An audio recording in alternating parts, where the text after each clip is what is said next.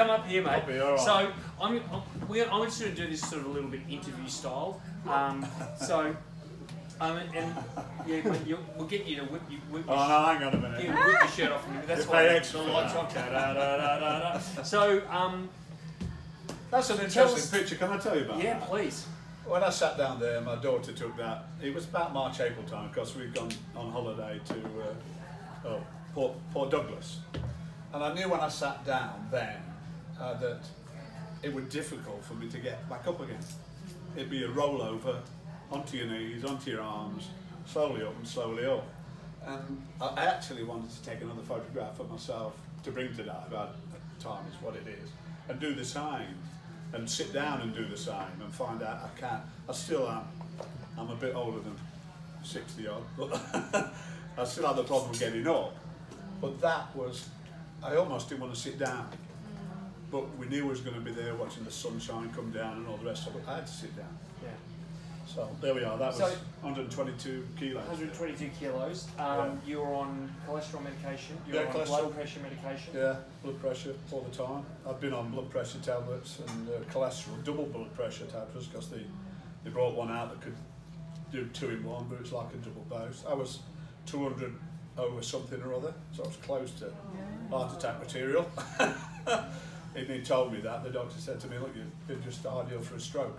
Ignore me, do what you like, lose weight, or get yourself through I listened to it for a little while, and I went through a program of going to the gym, which I did. I didn't know Andrew then, and I really struggled to lose weight. I went to the gym every day for a year. Am I talking out of turn? No, mate, no, not at all. And I targeted, I was 125 at one stage, but 122 when this was about, when I actually weighed myself. I set myself as a target of 110.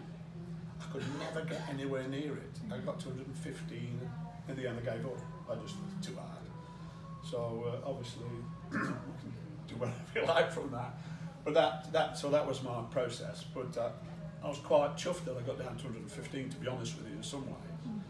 But I was still out of breath. I brought down. I was listening to you talk about your friend. This is the honest truth. I don't know if you know Doncaster well. McDonald's on the corner, and we go to a church on Montgomery Street, which is about 100 yards up the road. I meet a friend there in the week, and my walk-in was from that church to McDonald's, a quick Macca's and back. I'd be out of breath. That was the honest truth. You know, you talk to your mate about it, and I was ready to sit down. I didn't want to do the journey there and the journey back. I was just out of puff. I was just literally out of puff. So the challenge of the 10,000 steps a day was massive for me. I said, if I do 1,000, I'll be wrapped. I'll be really wrapped. So it was a process. It's actually mindset. I tell you, mate, it's a mindset. It's a process. Do 500 steps today. Do 550 the next day. Do 600 the day after. And we now, if you know where that is, we now, every Monday, me and a mate of mine, we walk from Macca's, not that I'd just give you that as a spot, we don't go in there, walk to shopping town and back. And that is 9,000 steps. Yeah, it's about 6. So, and that takes us an hour and a half. Sometimes we'll stop and have a chat about things that we're both interested in. We read the Bible together, we pray together, we do that. And then we walk back for the other 45, 50 minutes. So, but I can do it both ways, without too much effort, without puff, but not desperately. I'm a bit nervous, I'm sorry. But not really out of puff at all. I was amazed by that I wasn't, this is too hard. But I was able, it's all straight, we do try and pick the straight run and the straight back, but anyway. And so what actually inspired you to come and say something to us? I think we saw, it was a secker in the church was doing this with Andrew, and I said, like I didn't know what it was about. I didn't honestly know what it was about, didn't do any research. My children had been on my back for probably 20 years. You've got to lose weight, Dad, you've got to lose weight. We want you to be around. I've got 2 grandchildren.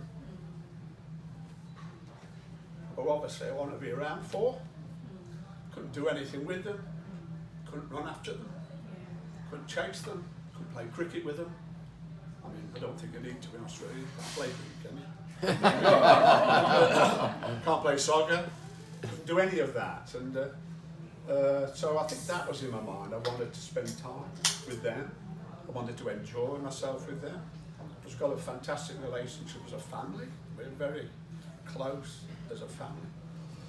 And I was just telling Andrew outside that we went for a walk.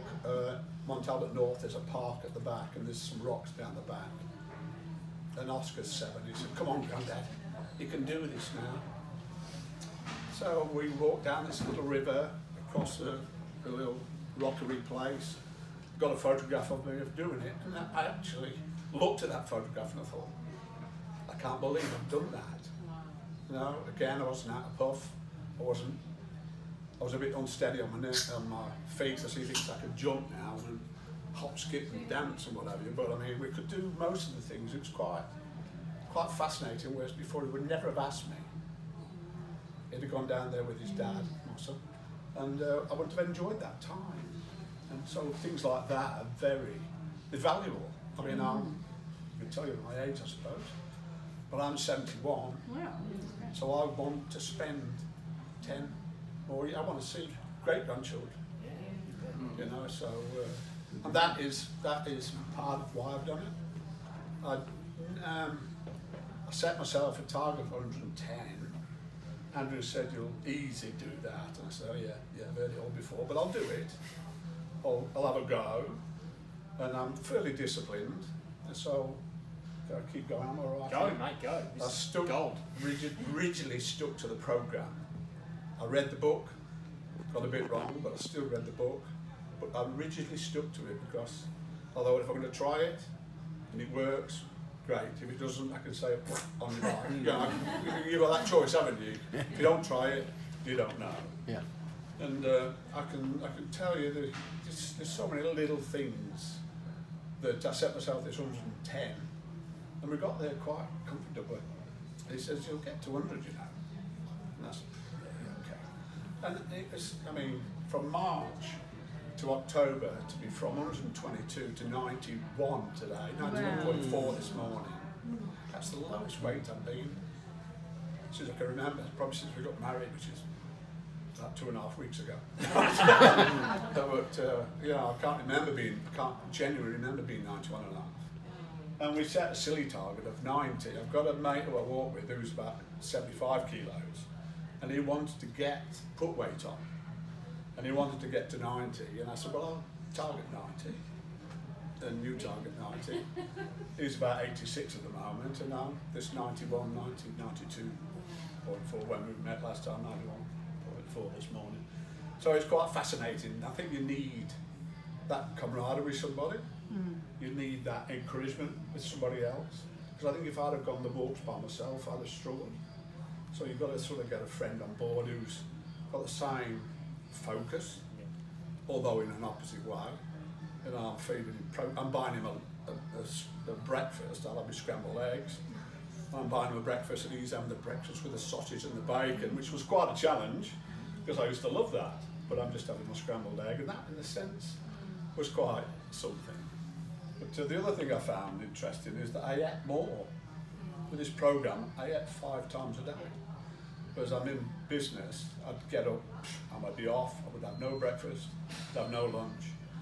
I might have a Macca's for dinner, or I might have lunch till, 12, 1 o'clock, or I might not. I'd come home and I could eat the house, Wife who used to cooking big meals for me, so I'd eat big meals, and never considered that was not wrong. I'm an Englishman, eats shepherd's pie, and roast beef and Yorkshire pudding and all that sort of business, brought up on it, and but never considered that was what went wrong with me trying to lose weight by going to the gym. Not knocking the gym, I enjoyed the time, but in a sense, it's the whole pattern. You've got to stick to the book, in a sense. I believe in the Bible, so I try my best in life to stick to what's in the Word of God for my lifestyle. It's the same here, in a similarity. You've got to stick to the book. You say, oh, I'll have a pie and chips today. Well, it's not too bad because I've had that, But you have to discipline yourself, because I weigh myself every day. I've not done that. I've weighed myself every day for every 9 months. I'm 93.5. I have my pie and my Yorkshire pudding. I'm 94 the next morning. I know what I've got to do. The next day I have this protein day. So I'll go back on the protein day for 2 days and off it comes. I don't think that's a good pattern, but I know that because I get invited out, we go out for meals. It's hard with family, you go out for meals. But I don't worry about it so much. I'll pick what I want. I'll pick the meal I want. But then I know I've got to discipline myself the next day, a protein day, and go for the walk. And believe it or not, I've done 15,000, 18,000 steps some days, 2 or 3 days on the trot, and probably 7 another day. I've probably done 7,000 a day because I've been busy work-wise. And you've got to find a way of trying to get those steps up. My son, I work for my son. He's taking the business over. He rings me, so I'll go for a walk while I'm speaking to him on the phone. So just sitting down, just get those things. Wife, I go shopping with her. She'll go to the shops. I'd normally sit down and have a coffee. I stopped doing that. I'll go for a walk around the Pines 3 or 4 times. I know 4 times is equal to 1,200, 1,500 steps. And then she's ready, she's finished, I'll carry the stuff. And there's just other little things. I think I've said a lot really. There's just other things in your life that you try to do. I mean, what does your doctor say to you? Yes, well, I have a checkup every 6 months because prostate and sugars in my family and all the rest of it. And he told me I would never ever get off my blood pressure tablets. I'd never get off them. That damage is done. And he said, well, you'd never get off your cholesterol. The damage is done. I said, well, fair enough, I'll take that on board. I had to go and see him because I think my 6 months was up about 3 weeks ago, and I asked him, well, he's halved my blood pressure. So he won't take me off it, and I could understand that because we're talking danger levels. I mean, I've had a stressful business, stressful job, and all of that lifestyle with it, as well as anything else. So that, I think I could understand him not wanting to take me off that. But he said, no, I can't take you off your cholesterol. You've got to lose 4 or 5 stone. He said to me. I said, well, do you want to weigh me? He'd forgotten what I'd look like, believe it or not. And I see him every 6 months. I said, weigh me. So he's, whoa, whoa.